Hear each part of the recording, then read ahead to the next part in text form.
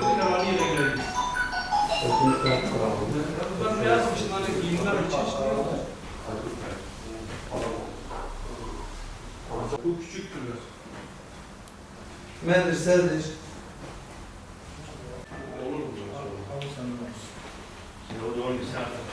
Olur mu? İki işler ya.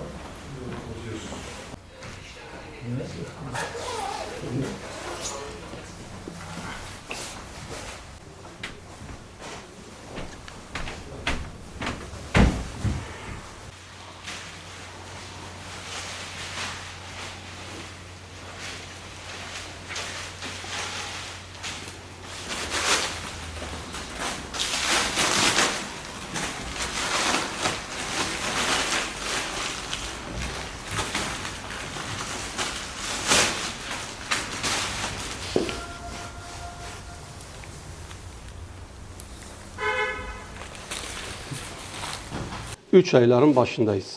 Hayırseverlerimizin desteğiyle ihtiyaç sahibi mağdur ailelere yapılmak üzere çalışmalarımız devam etmektedir.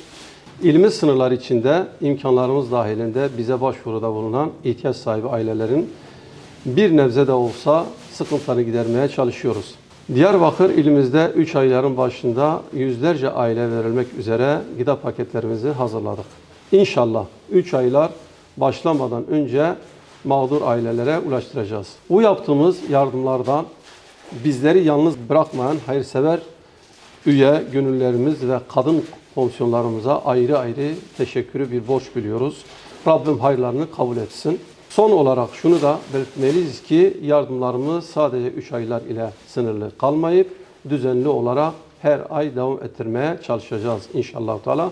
Bu konuda bizleri köprü olarak gören ve bizim vasıtamızla mağdurlara ulaştırmaya çalışan hayırseverlerimizin hayırlarını da Rabbim şimdiden kabul etsin. Desteklerinizi de bekliyoruz inşallah.